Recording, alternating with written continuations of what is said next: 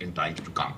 You're absolutely right, sir. Let's in fact take a look at how the global media is reacting to the G7 summit. What is making the headlines, and what are global dailies, including some of them in the United States, saying about the summit? Okay, let's start with the NBC News.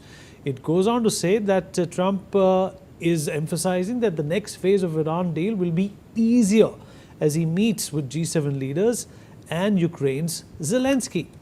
CNN, of course, goes on to say that Trump meets world leaders at G7 summit with Iran agreement high on agenda. Mind you, Trump has always been extremely critical of CNN, but this is just stating fact. CNBC goes on to say Trump turns his attention to Ukraine ahead of Iran deal. I'm going to do whatever I can. So obviously the attention is going to go back to the conflict in Ukraine, which has been going on for years now. The Washington Post goes on to sum it up by saying that Trump signals a swift return of sanctions on Russian oil as G7 refocuses on Ukraine.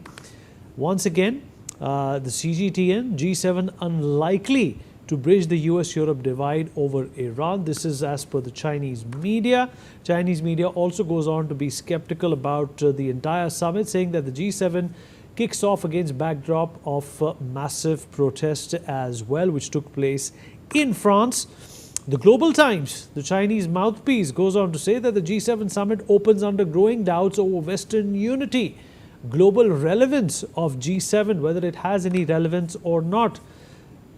Chinese media goes on to say that Sanai Takachi's G7 mission, bridge Trump bloc divides, Polish Iron Lady image.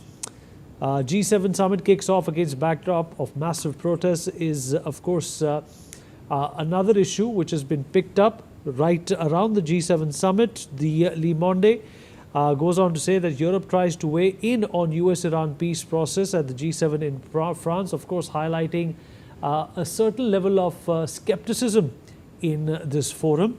The European media goes on to say that US allies scramble to push Ukraine back to the top of Trump's agenda at G7. Trump says Russia should make a deal on Ukraine, and Merz says that the opportunity for new Ukraine negotiations on the horizon. The Telegraph says the G7 should become the G8. Obviously, the obvious eighth choice, according to the Telegraph, is Saudi Arabia, not India, which is, of course, a bit of a shocker here as well. All right, Group Captain UK Devnath, is Russia and